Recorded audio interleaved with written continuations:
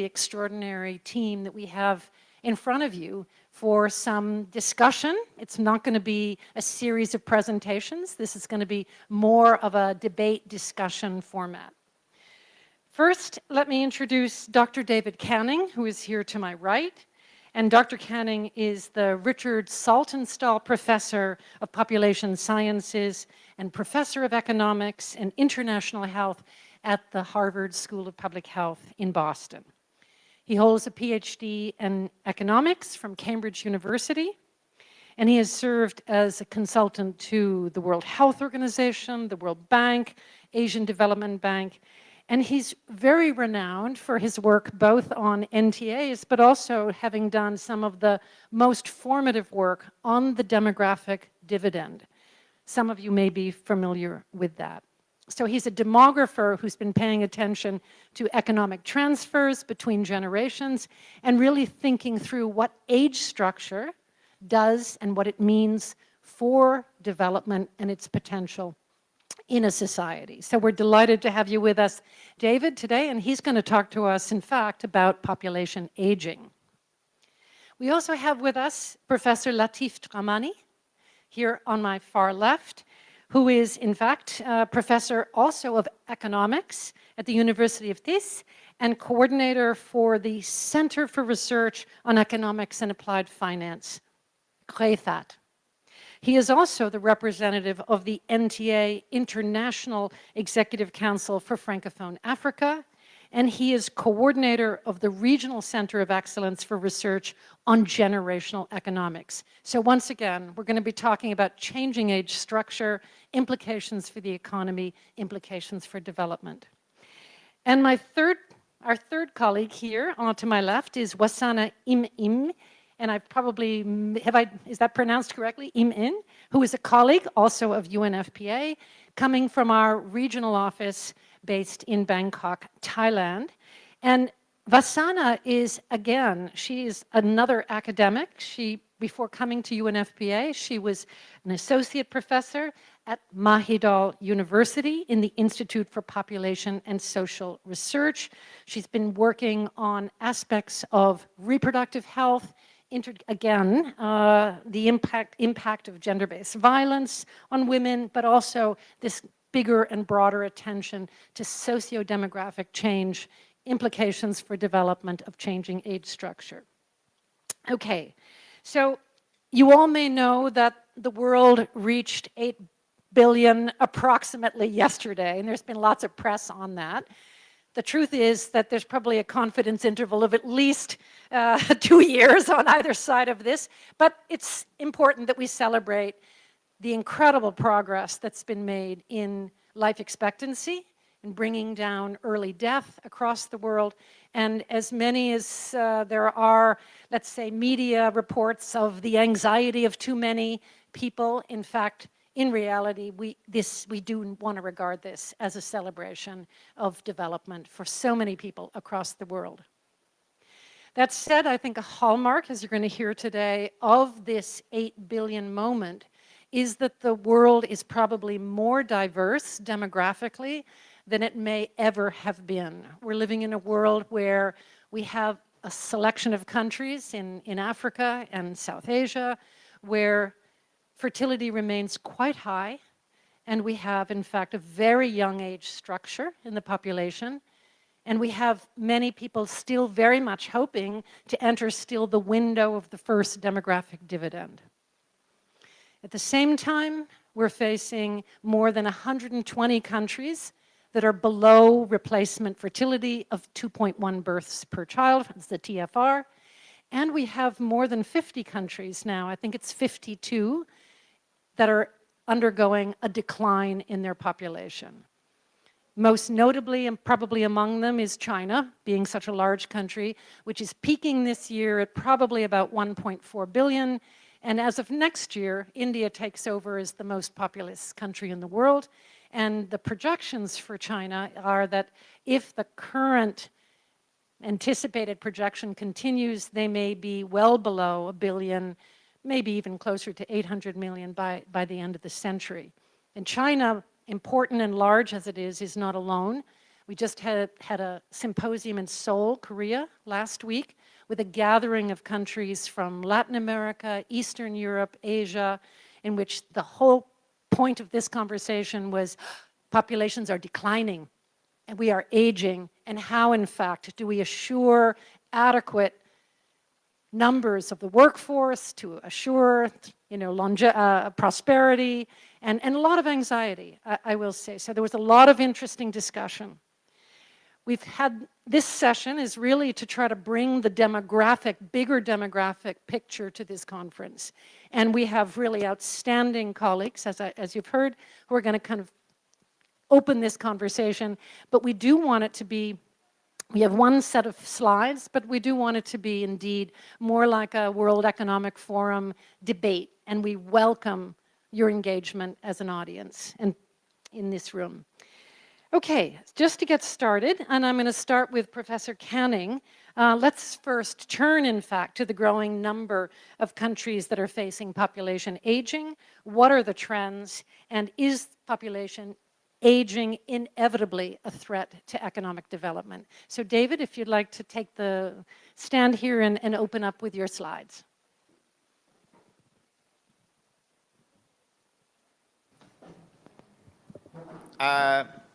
Thank you. Can everyone hear me all right? Can you hear me at the back? Good, good. I have lots of slides, but I'm not going to show them to you. But if there are questions on particular issues, I'm happy to show you that there's an evidence base. I do work on family planning. Some of my colleagues have been presenting our work here on the randomized trial in Malawi on the impact of family planning on fertility, and then on female labor supply and the demographic dividend. And I think I've been most involved in this community on demographic dividend and the issue of youth dependency and reducing youth dependency rates. However, I think most countries in the world are now moving towards more concern about old age dependency. They're very worried about aging populations and what that means. And I also do a nationally representative study of aging in South Africa. And I think the issue of aging is going to be coming even for poor countries. And I think we heard at the opening session of this conference, there is an issue of low fertility and aging populations here in Thailand. So just to begin, I would say a key point is that longer healthy lifespans are an enormous gain to human welfare. Is that the fact that we have doubled our lifespan, and the key point is we're living longer healthy years. The age of onset of disability and cognitive and physical decline is actually getting later, and we're seeing longer healthy lifespans as an enormous benefit to human welfare. I think a big problem in this field is the concentration on income per capita as a welfare measure. Income per capita is not a welfare measure. Income per capita is important, but human welfare is much more multidimensional. If there are any economic policymakers here and you want to increase income per capita, it's very easy. Just abolish holidays and weekends. If we worked all the time, income per capita would go up and we'd be much less happy. And one of the big benefits of the income growth we've had over the last 2 centuries is we now get weekends off. I tell my students, when I started university, we had classes on Saturdays. And I don't think the students wouldn't come on Saturdays anymore. In fact, they're asking to get off Fridays as well. But that increase in leisure time is part of the gain in welfare. And the longer healthy lifespan is a big gain in welfare. So focusing too much on income per capita is a mistake. But even if you focus on income per capita, there's a problem of old age dependency. The United Nations defines old age dependency based on those over 65. But are they really dependent? The young people, children, infants are really dependent. You need to look after them. They can't do it for themselves. The issue of old age dependency is partly biological, but it's mainly a social and institutional construct. And so the point here is that if old people can work, they can support themselves. And because it's healthy aging, that's more possible. But if they save for their own retirement, if old people save for their own retirement and then take care of their old age needs out of that saving, they're not dependent on anyone else. There is no old age dependency if you have a savings institutions. The reason there's old age dependency is because we set up pay-as-you-go institutions. If you have pay-as-you-go institutions, people are paying into those in working life and then taking out in old age. But those transfers make the old dependent, but that is an institutional choice. And if you look across the range of countries, and you mentioned the national transfer accounts, the work of Ron Lee and Andy Mason, what you see is that there's a huge range of countries having different policies. So some countries make old dependents by having pay-as-you-go, and some don't by having fully funded pension systems. And here I'd point to Singapore, where there's a fully funded pension system. People save for their retirement, but it's real saving, and then they use their own saving when they retire, and they're in no sense dependent on the working age population. So I think a key point here is old age dependency is essentially a social construct. However, if you do have a pay-as-you-go pension system, you will have an incompatibility between an aging population and that system. You will not be able to afford it. And then when institutions and people come into conflict, we have to make a decision. Who's going to win? An enormous problem in this field is that people are arguing we should change human behavior, even change the number of people, get rid of old people, because we want to save the institutions. And that is an incredibly stupid way of thinking. The reason we have institutions is to serve people. It's not that the people serve the institutions. And I think that mistake, and you even see it in academic papers, what do we need to do to save Social Security? Social Security is not the goal of human civilization. That's not what we're here for. Social Security is to give security to people in old age, but it's not the only way of doing it.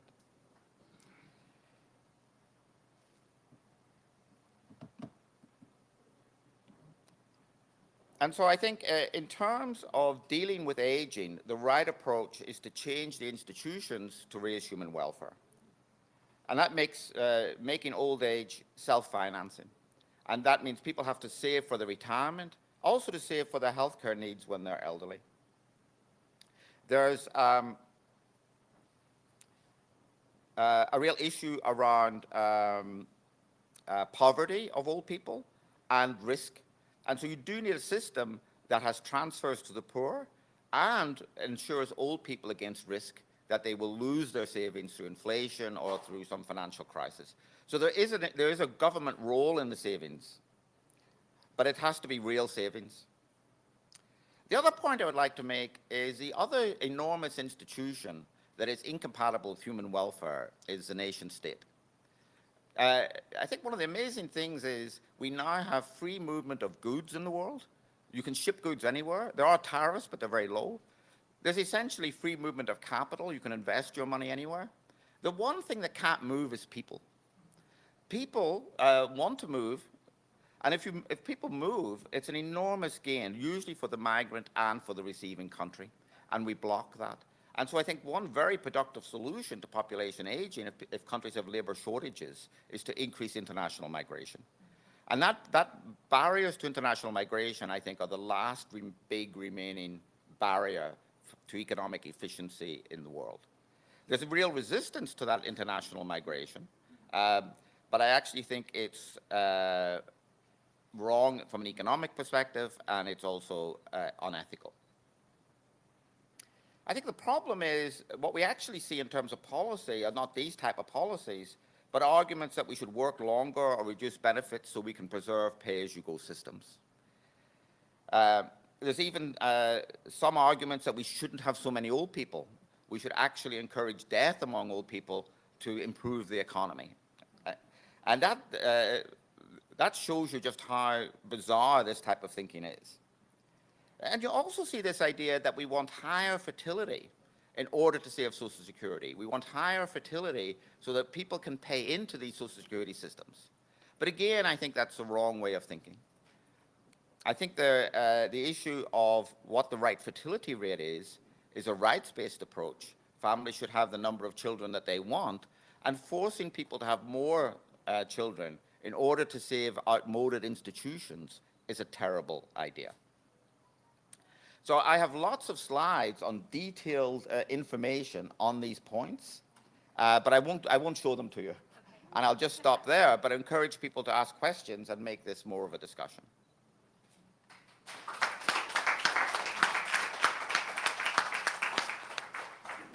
Thank you so much, David, for kicking us off. I'd like to now turn to Professor Latif. And I'd like to do so because you're coming from a part of the world where fertility is still extremely high, and also challenging to think about, in fact, what about the economic feasibility, high fertility, large numbers of younger people, growing economies. Please, from your perspective, just if you could comment on the suggestions that David has made.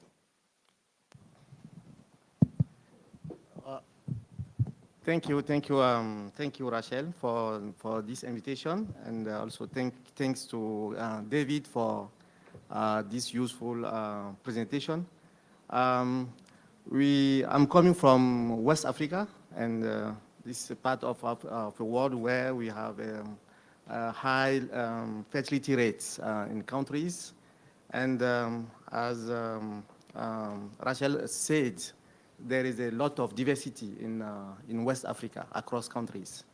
We are working since, I think, now 12 years with the support of UNFPA to try to help countries work on these issues on these population issues, and also to harness demographic dividend. Then what we discover is that at the end, if I take the projections, the new projection is that at the end of these centuries, all our countries in West, in Africa in general, the windows of opportunity of demographic dividend will close in general, according to the estimation we are doing in NTA network. And this is a big issue about aging, because this aging, we say every time, okay, Africa population is young. Yes, it's young, but aging is coming also. And we need to take care about that, these issues, which are big issues. If not, we'll have a big problem, because we have the issue of poverty, we have issue of youth now, we have the issue of harnessing first demographic dividends, and now with our countries, they need to take policy to prepare this aging. Because, for example, I take one of the country-specific case. I take, for example, Cabo Verde. When we go at Cabo Verde, we see that they close some of the schools because there's not a large number of children who go to school. And we ask them, okay, why do you do that? They say, oh, it's too expensive for us, because the number of people, of students is very few, and it costs a lot. And also, when we talk with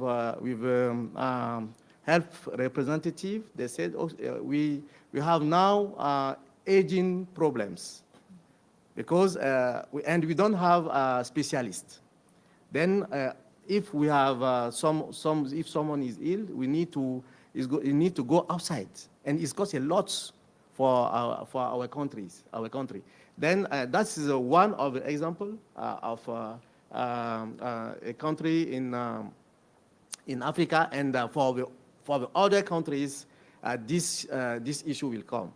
And we have this issue of aging. We need to prepare it, because it costs a lot to have a strong social protection policies. It's not easy, and also it's take a time to try to build an health system for example, for aging.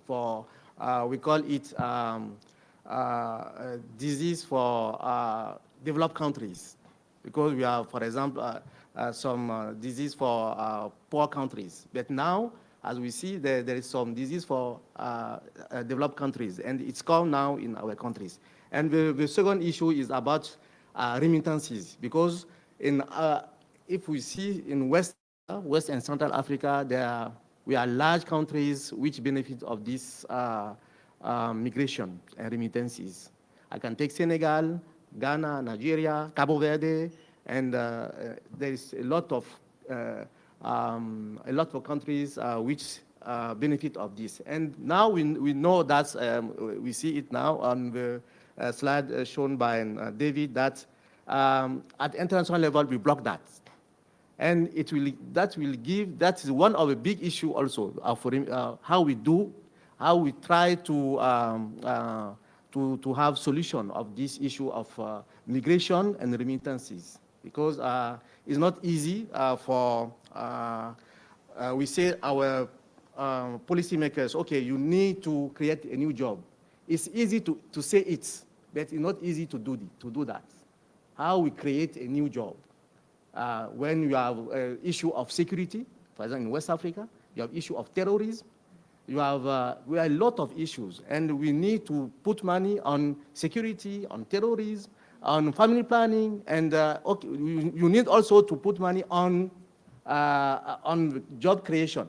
The policymakers, there are big problems. It is not easy for them to ask those big issues, because now the issue in West Africa is, for example, security. That's the big issue we have.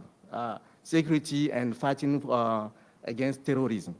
You see, then I think I will stop there, and I think that we can move after on where there is a question to go to specific countries, because there's a lot of lessons from each countries with a specific policy action. Thank you. Thank you so much.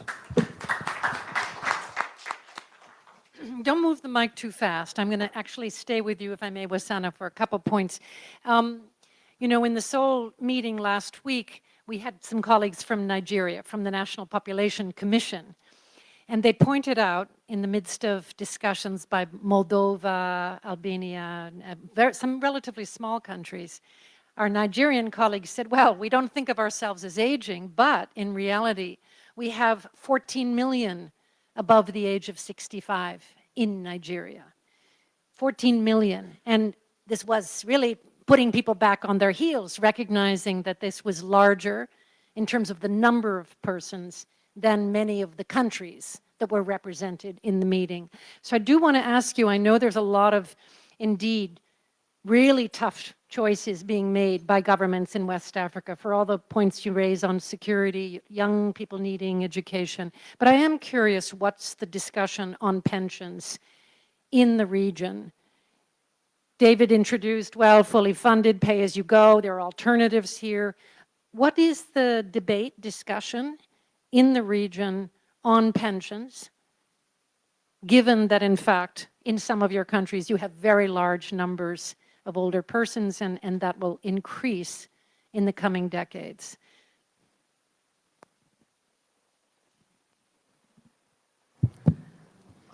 Thank you, Rachel, for this question. Okay, there is not a big debate on this issue in West Africa. We have now a debate on how we try to harness the first demographic dividend, the issue of youth. And we forget, not just in quote, we forget this issue of pension. There are some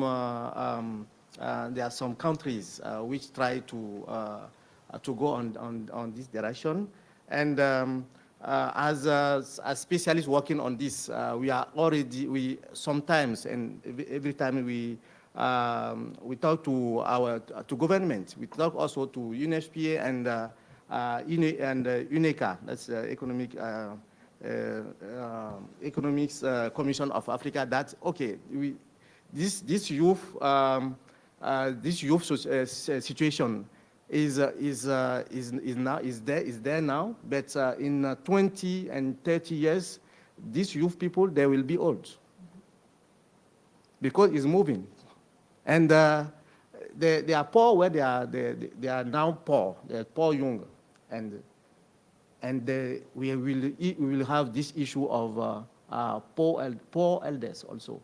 And this is a big problem on our system and on the society, because this is a big charge on the society to take care about this elder, because we don't have this debate on pensions, and it will come. But now for policy makers, in the agenda, the agenda is okay. We need to give job first to young people, and now I think that we need to come as for example, to have like a coalitions and to address these issues. It's not just one country. I think that one country is, they don't have a lot of power to do that. I think that UNFPA or international organization like Economic Commission of Africa, they can recommend that, okay, we need to also take care about this issue of aging by trying to start building a social protection system. Because the social protection system we have is just for people who are working now. And there are very few. Yeah, I will stop there thank you. Thank you so much. I'm going to turn now to Asia, and we're going to turn to Wasana. You're coming to us from Thailand, and I think we're all hearing indeed about the low fertility in Thailand, but of course, as you well know, this is a phenomena across the region. So if you could really talk to us for a minute of, as these countries are experiencing lower fertility and aging, how do you see the governments responding to these trends? And how, in fact, ready do you see Thailand as well as some of the other countries in the region? Please, Wasana, the floor is yours. Thank you, Rachel. Talking about Thailand, now we are hosting the event on the International Conference on Family Planning. And we have heard during the opening talking by President of the Royal OBGYN, talking about, oh, well, we have really low fertility, we need to increase fertility, in the sense that perhaps he's talking about infertility treatments, perhaps, because perhaps I share a little bit how we really went through and the future policy that the government is planning. We all know that Thailand is aging really fast. About 1964 to 1984, that was the time that each year we have about more than 1 million births per year. Today, that has been half, 500,000 only. So we're talking about 40 years apart, and birth rates drop very quickly. And that also because we have very strong kind of gender empowerment in terms of female labor force participation, particularly in late 1980s, 1990, that poor women, not poor, rural women really got a chance to really work and female labor employment. It started from that period, 1970, 1980s, starting with textile business around that time, which is too bad that they didn't invest in high-tech kind of company or business like the way that South Korean kind of invested at around the same time. But that also means that women have their autonomy to decide freely about their how many children they want. And at the same time, you think about the healthcare system in Thailand, we are very good with primary healthcare for a really long time, like how Kun Michai did mention about the success of family planning program in Thailand. But as time goes by, in early 1990, we have reached replacement level, 2.1 children per woman. So that like 20 years ago. And today, about 20% of Thai population are older than 20 years old. Yeah. So I would like to talk a little bit about how we started universal health coverage, because I think it's very much related to the healthcare social welfare that you mentioned. It was started in the year 2002 for universal health coverage in Thailand. And it was originated from a project from one private hospital. But yet it was picked up and scaled by a very bold politician at the time, the prime minister at that time. And it took 20 years to come this far, really. Today, 98% of Thai population have health coverage. Only 2% did not have that health coverage. And I must say that we are still, a middle-income country. We are not like Korea, Japan, or Singapore, who are ahead of us. But yet, it was a very bold initiative at that time that they introduced in 2002, 20 years ago. They didn't know really how much you need because we use per capitation budget for universal health coverage. So when they first started, the government really allocated about $40 per person. Yeah. So at that time we have 45 million people that because we have three health system. You have about 2 or 3 million people who are under government schemes, so they are covered by the government scheme. And then they have those who work in employees, so they are under Social Security scheme. Yeah, that's another, perhaps 20. And the rest of them, about 60, 70% of them, are those under informal sector. And these are the ones who really under universal health care coverage. And by then, at the time, I said that it started from $40 per person, right? And then gradually it has increased over time. Today, we are talking about USC that cover about 47 million people population. And the budget is now increased to 4,000 baht per person per year. That's around how much? 140, 110 dollars per year. And it means that you can really access to free health care. You're talking about also about family planning, that's also included. So that's the revolution that we have throughout from that. And I think the healthcare system that we have is pretty strong in that sense. And if you would like to see more in terms of revolution of our healthcare, particularly on family planning, I really encourage you to visit the booth of the Ministry of Public Health, in which they have outlined beautifully how we come this far. And perhaps I cover a little bit about pension. I think that's the same thing when you're talking about healthcare, also pension. Well, in Thailand, I studied with Professor John Caldwell and in Australia, ANU.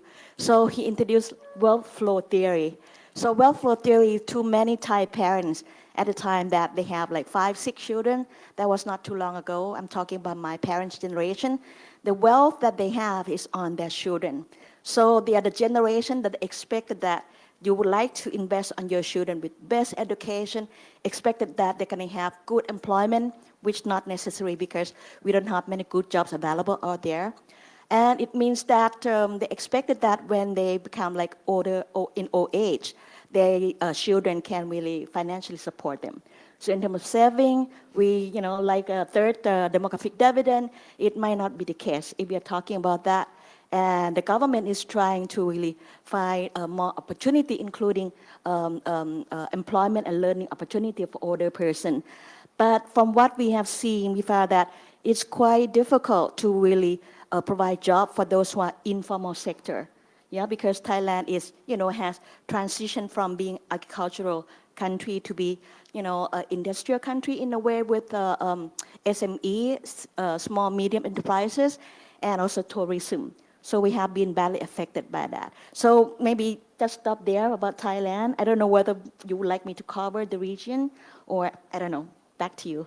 No, this is super interesting, first of all. Thank you. I think interesting to all of us being here in Thailand to hear a bit more of this kind of remarkable transition. What I would like you to comment on, if you might, is, we are seeing a lot of, as David alluded to, low fertility countries that are, in fact, starting to try and incentivize people to have more births, as if that is, in fact, a sort of solution to changing population age structure, whatever its stresses may be. So I just wanted to kind of move us back to the discussion about low fertility countries, and maybe I'll come back to you, David. I want to alert that we're going to come back to a conversation about migration in a few minutes, because I think it's a crucial one. But let's talk for a few minutes about what we're seeing as a kind of new form of demographic, I won't call it control, but a kind of demographic engineering policies that are incentivizing births in certain parts of the world. I'd like you to elaborate on your comments about pronatalist solutions to what people perceive as a problematic age structure. Could you elaborate a bit more on this, David? Yeah, but I think I said already, I think that these are misguided, that they're really trying to prop up unsustainable institutions. I think the other point is that the pro-natalist policies tend not to be incredibly effective, and that women in these countries, and many Asian countries, have moved to do below replacement 1.5. Singapore has been very keen to increase fertility rates, but not very successful, even with quite strong policies. I think China is now moving in that direction as well, though they may have delayed. I think they kept the population control policies actually much too long. But I don't see enormous problems from low fertility.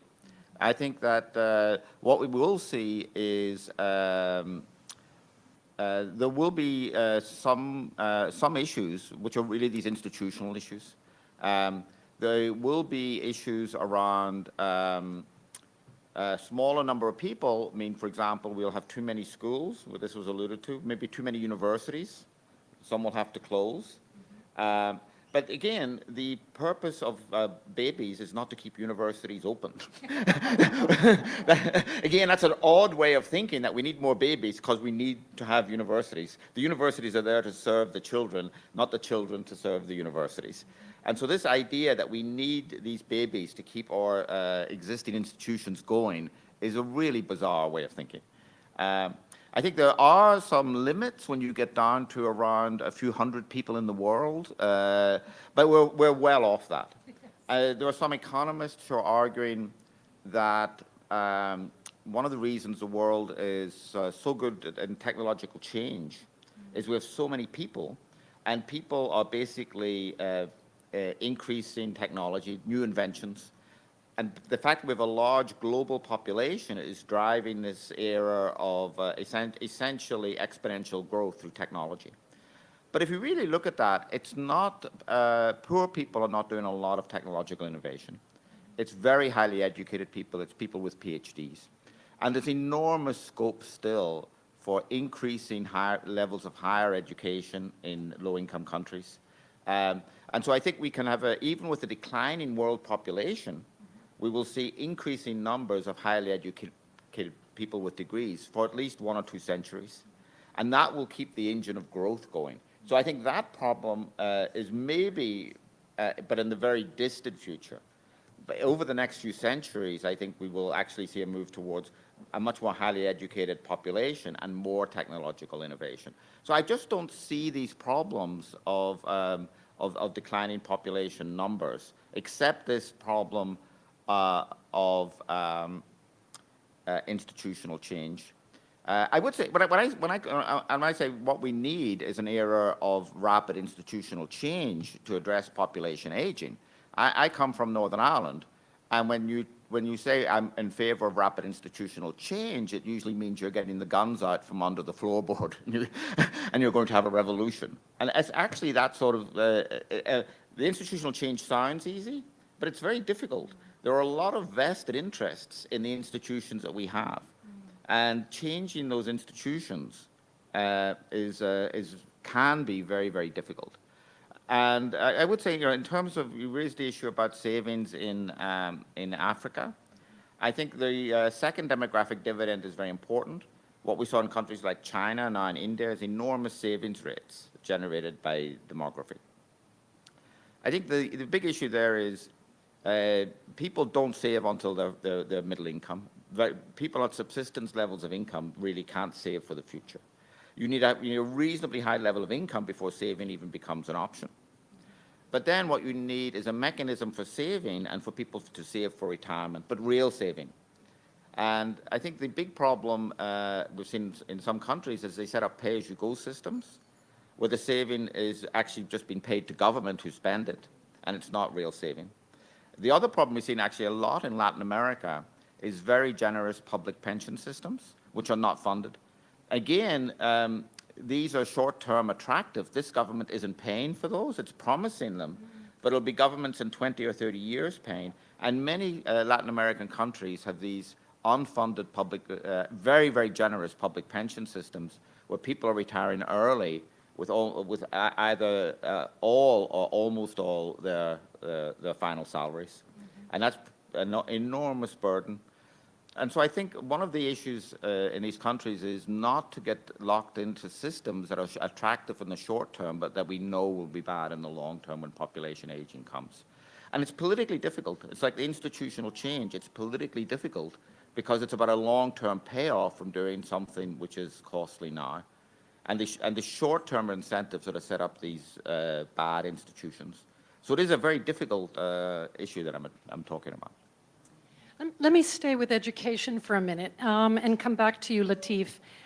We know this is kind of an era. This is an important year or two, at least in the United Nations, because we've just had the Transforming Education Summit at the GA in September. Next year, the Commission on the Status of Women will focus on education and digitization, and then the Commission on Population and Development in April is focused on population and education as well. So there's really a degree of momentum right now. At the same time, we're hearing from the World Bank that the capacity in Africa is something like 40% of the infrastructure is there for education in primary and secondary schools right now. And I think the numbers are like 1 woman above the age of 65 and 4 had no education. But if we look at Africa, it's 3 women out of 4 above age 65 had no education.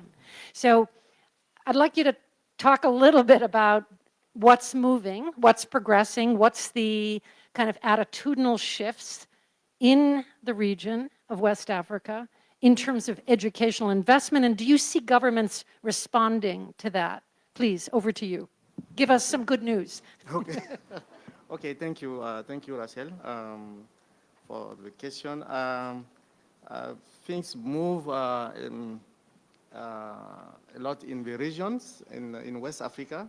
The share of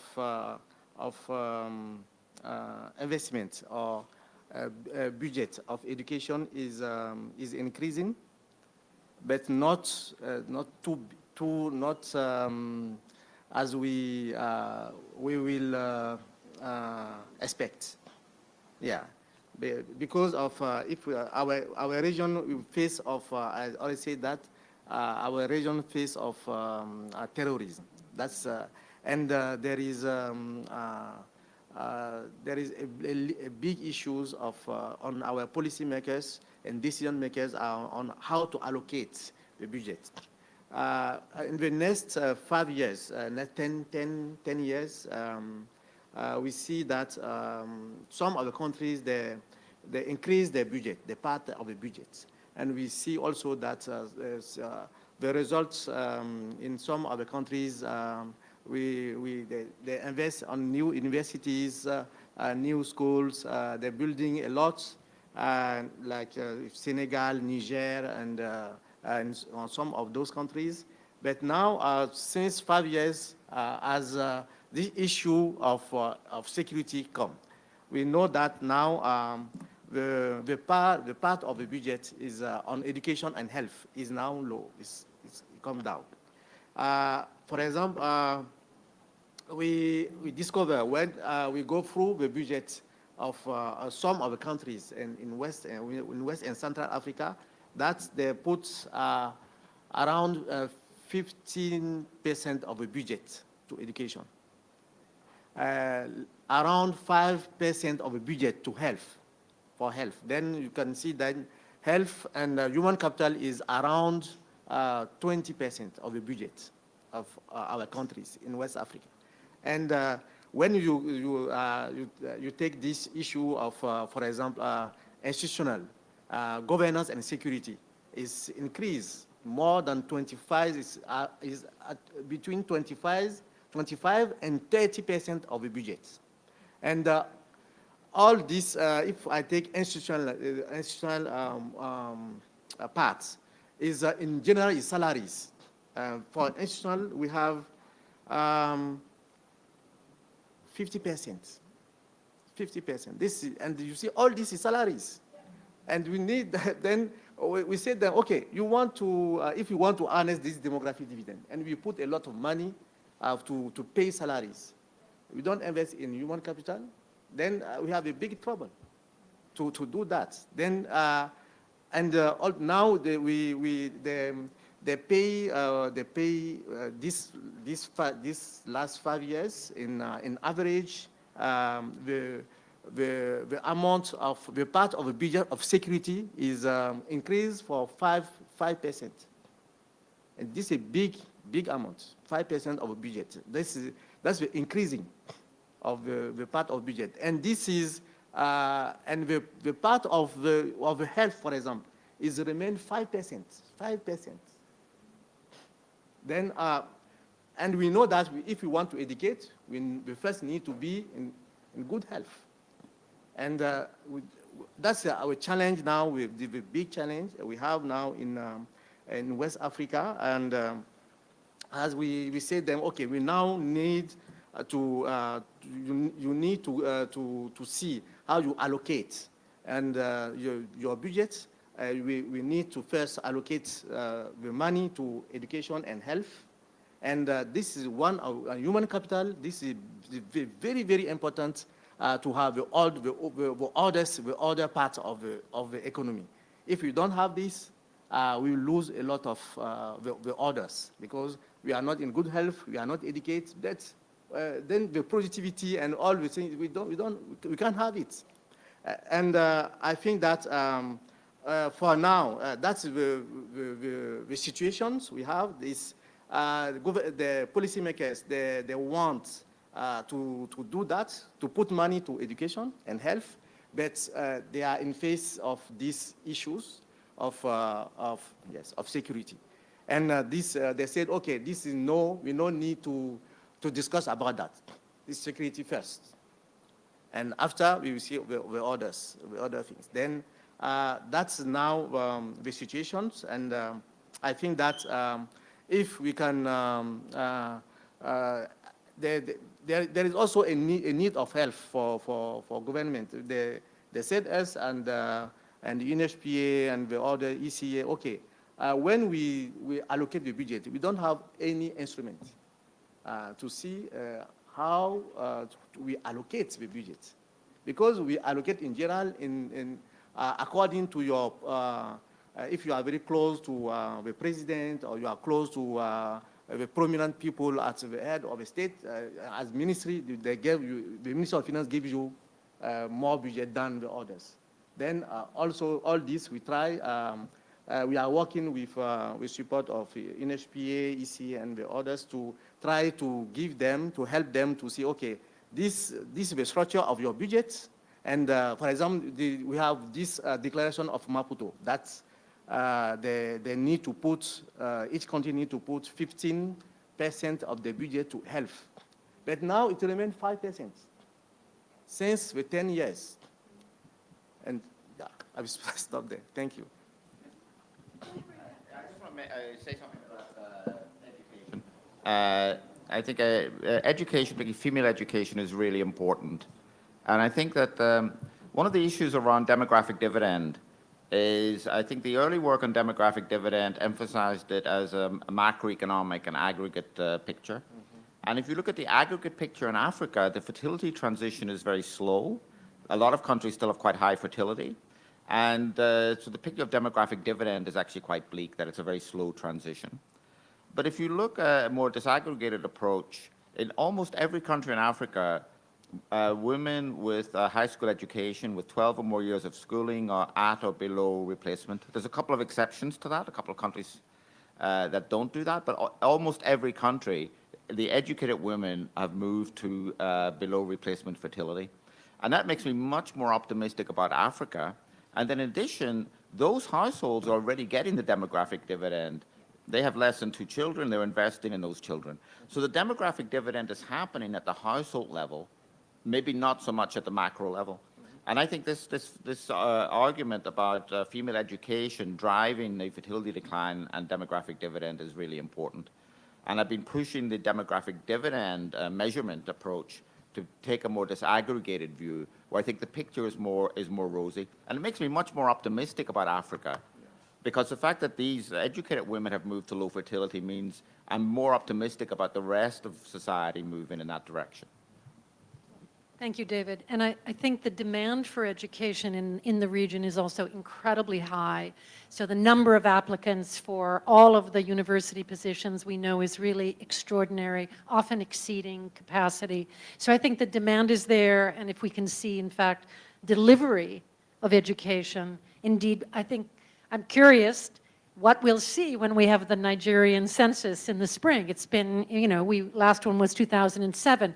Can we have a census of Ethiopia is also behind in terms of accomplishing the census. DRC hasn't had a census in more than, anyway, I think it's 40 years now. So we actually it'll be very curious in the next few years to see if some of this movement in education has brought fertility down already more than we might imagine. So I want to move to our last theme here, and that was migration, which you opened up. And I want to do so, and I'll start with you, Wasana. There was a demographer called Hugo Graham. I'm afraid he passed away some years back, but his argument was, well, we have old countries and we have young countries. Why don't we loosen up the boundaries and the borders in just the way you said and allow more movement? And would that not lead us to more population stability, more resilience, et cetera? We all know that seems to be, in this moment, really far away from where we are, and we see a lot of, let me call it, ethno-nationalism and a lot of closed borders. Wasana, in the region, not just Thailand, but you're also in regional office now. Tell us what the migration picture looks like in the region, and how optimistic are you about migration being one of the tools in the toolkit to bring us a more stable and resilient, let's call it demographic diplomacy? Thank you. That's a tough one, talking about migration in the region. But there are some examples that I would like to share really in context of demographic diversity in the region. We may be familiar with the migration, policy like in Japan, Korea, Singapore, that they are aging really fast and they need some, caregivers from other countries to come and help with old age care. Let's talk about the region, talk about Thailand and also other countries in the region. As you know that we are aging fast, but yet also many countries in the region are also, in the middle of demographic dividend, which means that they have a surplus of workforce. We are talking about what we have seen in Bangladesh, Nepal, Philippines, in which they have a large number of migrants people, people in working age. So we have seen, I remember that there was a conference on population in Thailand, in Bangkok, maybe 10 years ago. And a presenter from Bangladesh University said that we have surplus workforce. You have job, bring us there to really to work there. And I would think that if you're talking about job opportunities, that you will see migration flow. Take example in the Philippines, for example. In the Philippines, with a good language, English, they can go in many countries for employment, particularly female employment. Taking another example, Maldives. Maldives is a country with 500,000 people, a small island country, just like in the Pacific. But in the Maldives, 1/3 of the population, they are migrants people. Yeah, and this year and last year, we conducted NTA analysis to look at the transfer of budget through the life course, whether it's public or private.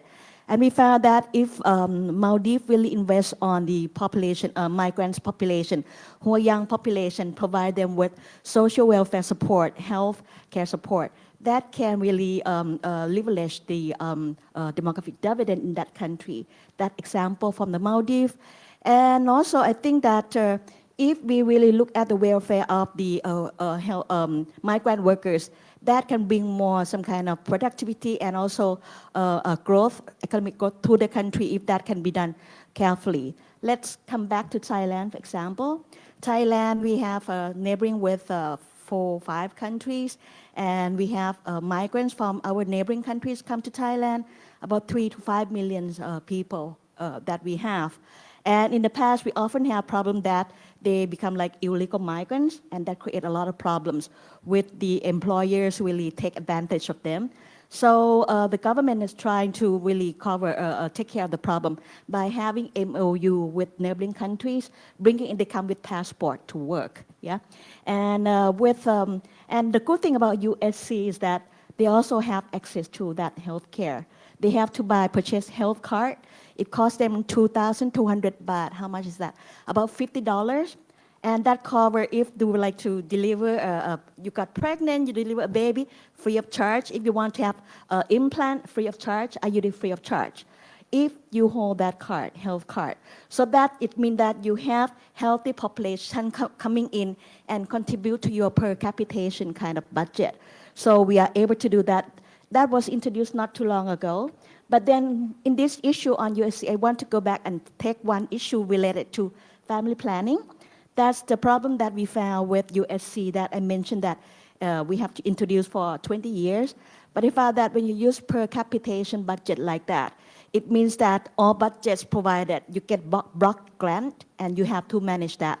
Let's say that one hospital have 20,000 clients, register with them. You have to cover everything, whether you're talking about expensive treatment, heart surgery, or whatsoever. I just make it up in terms of 20,000. Let's talk about family planning. We got the evidence through the survey. We found that there was a decline of long-acting contraceptive use. After the USC was introduced in 2002, it was IUD was declined from 2 or 3% before that time to below 1%. It continues to be really low, below 1%. And it also both demand and supply. In terms of supply, health practitioner no longer have that skill to provide that IUD. And also among women, they kind of reluctant and they don't have good knowledge about IUD. In terms of implant, also decline after that because it becomes the expensive methods that healthcare providers do not include that in the package. So we are talking about contraceptive use prevalence of almost 80%, and that included female fertility or female tubal ligation, female sterilization, and also pills, for example. So that's something that I found is related to the themes of this meeting. Well, Thailand's always been a country that had a wide range of methods and very early, but I was unaware, and it's impressive to hear that the Universal Health Card and family planning is extended to migrants, and so congratulations, Thailand. Let me turn to you, Latif. We know migration is a challenge. Many young people actually would rather stay in the region, but of course, whether for economic, education and other reasons, and security reasons, we're seeing a lot of movement within the region, yeah, and then also out of the region. Yeah, tell us how the governments are reflecting on this and where you see the future. Okay, thank you. I'll give three evidence. We have this new evidence on study our countries. The first is that in our countries, West and Central Africa, there is few countries which have migration policy. There is no migration policy. Then it's give you, for example, the perspective. Then migration is a self solution or a solution at household level. Yeah, that's the first. The second is that according to the fact that we have weak policies in place in our countries, people are moving. For example, in West Africa, there's a big movement of migration. For example, if you take Malian and Senegalese, they migrate to France, Spain, Spain, and if we see, for example, for Ghana and Nigeria, that's UK, US, and some other countries. Then, but all this is a house-level strategy. Yeah. It's not national strategy, and the third and the last is when we compute national transfer for all those countries, and we discovered that the life seat deficit is very huge. And all these 60% of the life-sick deficit is financing by transfers. Then it's very important for the sustainability of this of the of those countries. It's not a public transfer, which try to balance the system. Then at the national system, the national ecosystem, economy and all that is financing by transfers. Transfer is come from these remittances in general. That's what we discover. And this gives us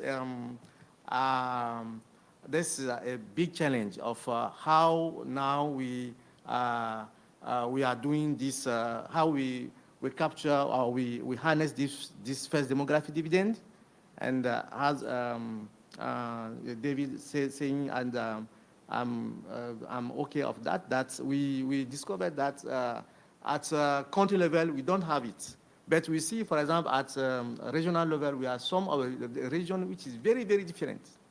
And in the same countries, they are very different. If you take our countries in West Africa, when we are at in some of the region, you see that you say that this country is poor, but this is not the same. But if you go inside at the other region in the country, you see, okay, this is the same country or not. Then then we have this issue of this our the choice, the policy choice since 1960s, and now it gives a different. We have different diversity. There's a diversity on how a demographic dividend. Some of the region they have it, the other they don't have it, and it changed the narrative of demographic dividend. And when I come back then to this migration, is very important for us in West and Central Africa, because people are moving, and migration is like is natural for human beings. Yes. We migrate for a lot of reasons, but here is household need to survive, and they take strategy to do that. I'll stop there. Thank you. Thank you so much. Go ahead. Yeah, I just wanted to say on this migration point, I was very interested about this move away from it being a household decision to your talk in Thailand about the MOUs with other countries and managing it. And I do think there is a problem, and I'll give you one example I've seen, is many rich countries want more healthcare workers because of their aging population. And they're actually encouraging migration of healthcare workers from developing countries. Yes. And the developing countries paying a lot to educate those workers. Yeah. And then those workers are going to work and earn a lot of money. And the worker benefits and the developed country benefits, but I think the sending countries are losing. And I think that that should be better organized with memorandum of understanding. And the countries that are educating those workers should be compensated for through some sort of transfer system. So I think managing this better is really important. And so I am in favor of relaxing migration barriers, but I think it should be managed migration and done in a way that both the receiving and the leaving country benefit from it. Thank you so much, David. Okay, we are going to open the floor now to the audience. You've heard a lot of different dimensions of age structure in the economy. Please, I'm going to let me give you this mic here. And if you could introduce yourself, please. I'm Professor Dr. Ruhul Haq. I'm an orthopedic surgeon, ex-health minister of Bangladesh from 2009 to 2014, and this is my third time in Parliament. We have a very large group of parliamentarians here participating. Some of my friends are here already. Three very important points. So one is aging, one is education, one is migration. I think you can take probably a week to discuss this and there will no end. Let's say aging. Bangladesh, as you mentioned, has a large very young country now, India, Bangladesh, China.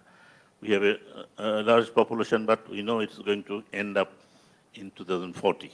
We are going to end up in 2040, and we are going to go to the other end of the scale. Now, we have discussed, but we have not come to a conclusion of what are we going to do.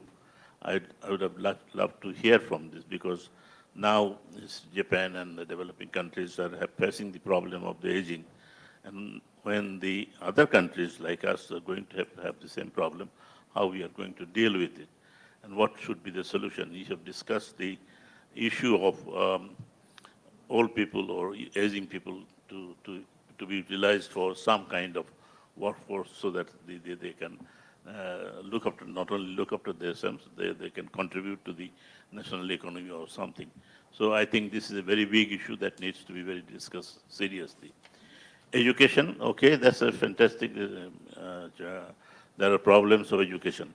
What education? What kind of education? It's just simple graduation is not going to do anything, because the next generation of the world needs some kind of different education. Are we at all prepared? Not in my country. We are trying to do it. We say that we need to have some kind of technical education, and also definitely in Africa or many other countries, we need to really look into what kind of education that we need. Healthcare workers, as you said, is a very important issue, and people are doing it. Some people from my country is also going, but that is very small scale. But what I want to say, the very different kind of education that we need, and this needs to be discussed, of course. Migration, we have a very large population of migration, and we have a large population working all around the world. The world is not prepared, as Prof said. I think the world is still not ready to accommodate and take people from one from the other. Once we can do this, there will be a lot of solution of the problem, because a lot of the countries around the world can accommodate a lot of people. But let us say that we learn from it, and probably in future, maybe things will change. I would have loved to hear from some of these thoughts. Thank you very much. Thank you. Thank you so much, Honorable Parliamentarian. Please, we have another question here. We'll take a few and then come back to the panel. And you'll introduce yourself. Thank you, Rachel. My name is Argentina Matavel, and I'm the Regional Director for UNFPA in Western Central Africa. Pleased to see Professor Latif here, and of course to listen to Professor David and with Rachel's moderation. I heard you about the social security, fully agree that it shouldn't be the solution, but still for sure we know about the large tracts of populations that are not able to save for various reasons, biological, physical, mental, or other. And when we go to countries such as Africa, for example, or countries that have large groups of vulnerable people who are for other issues, ethnicity or other are marginalized, those surely will have to depend on some sort of social security. And going to Africa education, I appreciate the comment of Honorable Speaker from Bangladesh, a country I had the pleasure to serve in a few years ago. The education issue for me is also what Honorable MP Parliament is saying, but also the quality. Whatever type of education we need now, and the educational institutions somehow are not able to cope with the rapid change of the business sector, of the needs. So what to do? Do we need a remedial or transition education from when the school leavers leave school? They need a transition that could be covered by the business themselves, but then even if there is that, the challenge I see mostly in Africa is really the very poor quality of education. You have children leaving after 8 years of schooling, they don't know how to read or add simple math. So what kind of future do we have? But it's already in the present in many of those countries, is that the business community is not able to attract the skills that they need, because these kids who come from WED And many, even with PhDs and masters and whatever, they come and they don't have the level of grade 12 in India, for example. Thank you.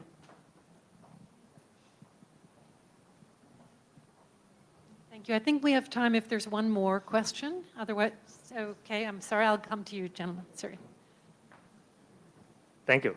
I'm Surapan Sangsawang from Department of Health, Thailand.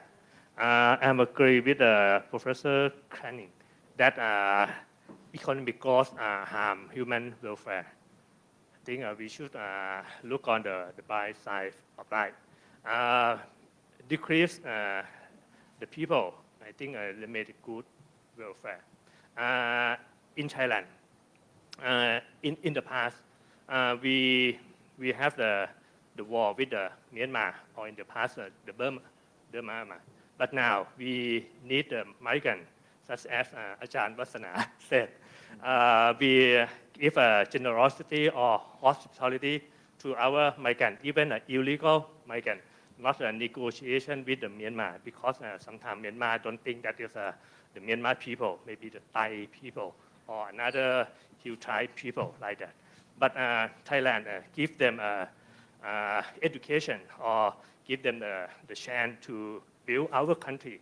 That means sometime in the future, maybe we give the Thai nationality to them. Such in the past, we Thai give the many Chinese that migrant at the time of Maoist in the communists in the past. Thai give many Chinese the Thai nationality and to build Thailand right now. I think as in the future, if we have the less people, we may have nothing to fight for. We have many land. We have decreased number of the people. We can living together. I think that's good to living together. For education, I think education is for the prosperity of the nation or the wealth of the nation. That education maybe is not good. I think just education just only for our living. That is a good living. So we not serve for the nation. We just serve ourselves. If we can have food, the food is real. The money is illusion. It's just only food or home or habitat. It's real. If we can living together with the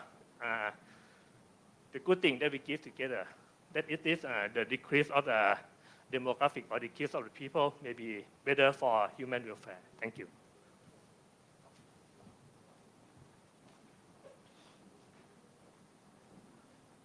Thank you for that very humanistic and positive comment. I'm going to now turn back to our panelists. We have just a few more minutes. David, would you like to lead off in some response to some of the points that have been raised? Thank you. Yeah, I mean, I take very much the point that these are really big issues, and we could have a conference on each one of them. I would just say I agree completely with the idea that you do need a non-contributory small pension to combat poverty. I think a good example in this is South Africa.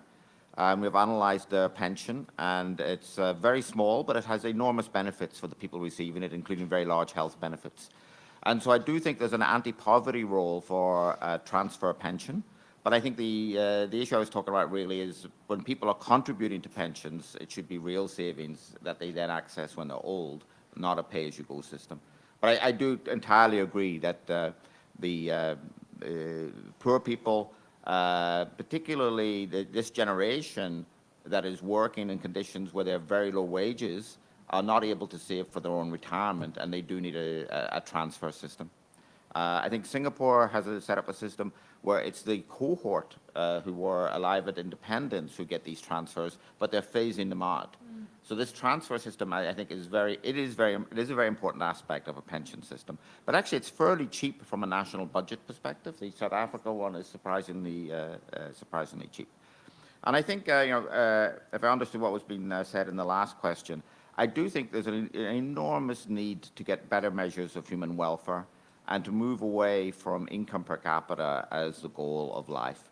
And I think people understand it's not the whole goal, but it's so often used as a proxy, and it leads into very strange ways of thinking if you start thinking that's the goal. And there's much wider aspects of human life, satisfaction, friendships, holidays. There's lots of things I enjoy in life other than money. And I think that this aspect of the focus on money it's only one component, and it shouldn't be the sole purpose of what we're trying to achieve. Thank you so much, David.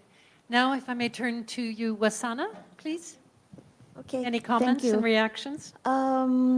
Yes, when I share experience from Thailand, I made it as if it's no problem, everything is solved, you know.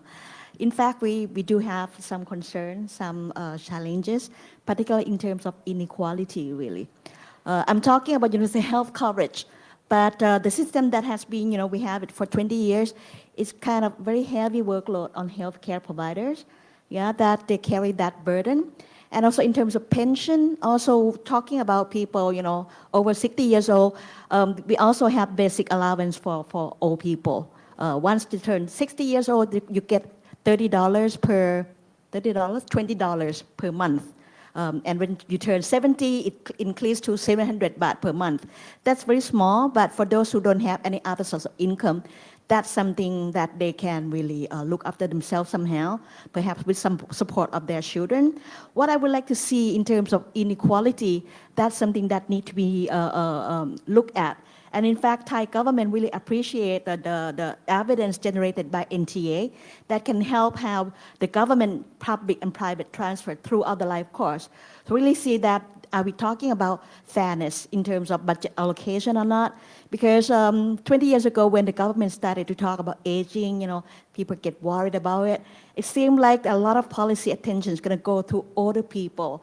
And at the same time, in terms of education, in terms of teen pregnancy, that was a problem. And we managed to introduce Adolescent Pregnancy Act in 2016 because at the time we really have high adolescent birth in this country. So I would say that some indicators suggest inequality here. Talking about child marriage, for example. Child marriage in this country in urban 14%, in rural area 22%. So it's still high, yeah? And C-section also very high, 1/3 of the women give C-section, yeah? And lastly, in terms of education. Education, even though it's kind of should be free of charge and it's available out there, but in fact, many people would like to get better education for their children. So they go to private school, trying to get to best university, just like in Korea, in Singapore, elsewhere, which means that cost of living is high for those who would like to have a good quality education. So that becomes like a problem that many young people don't want to have children. Further low fertility. Please, thank you so much. And Professor Latif, you have the last response here. Okay, thank you. Thank you for the questions. We observe that world is changing and it change rapidly, and we have now new issues and new challenge. In Africa, we face this this issue of working. And for example, if I take the case of gender issues, for example, we need, we are working a lot for women empowerment. And one we discover is, for example, that, okay, women, they need to go to the formal sector. But at the same time, we don't have a lot of specialists, for example, for early child care. We don't have specialists on elder care. We don't have specialists for care economy in general in Africa. We don't have it. And now that's a big challenge for us. The quality of education, that's one of the things. And the new jobs, there are I can see this area of economy where there is we don't have specialists. We don't have specialists, and it will be a big problem. It's a big issue for us, as we don't have space for elder care. We don't have space for early child care. Then if you, for example, a woman wants to go to work, it's difficult for her to do that, because the structure of a family change. It's changed now. It's not like 20 years ago or 30 years ago where we are in a big family. Now it's like in developed countries. Then you can't take your babies or your child to your mothers, for example. That's one of the issues on the new jobs or the new creations of systems of education for those types of working. And the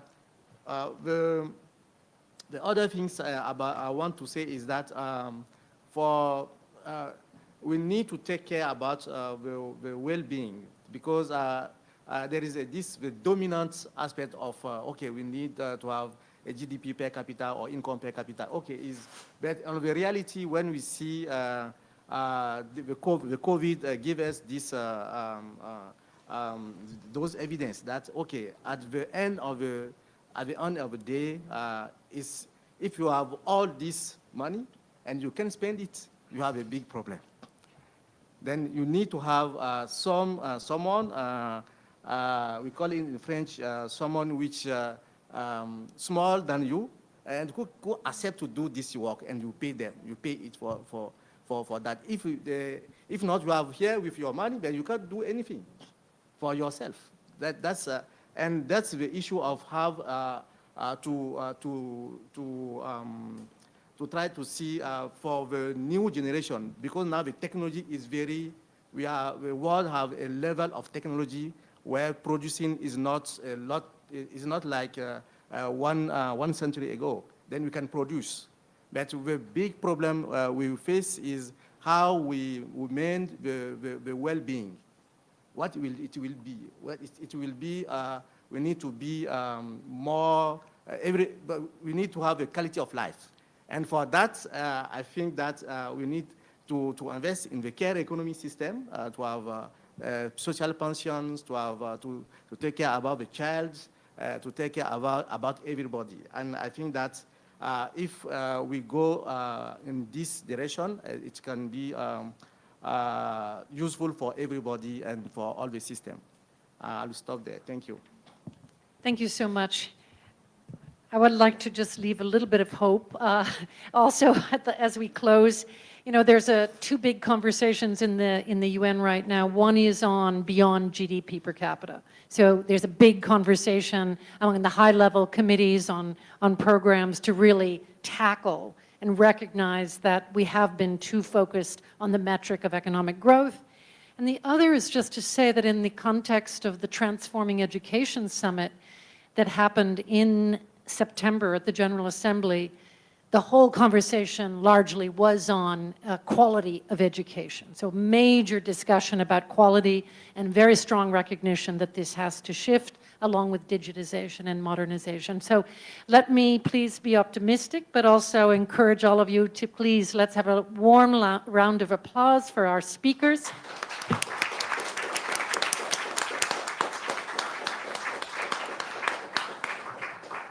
And we wish you a pleasant afternoon. Thank you so much.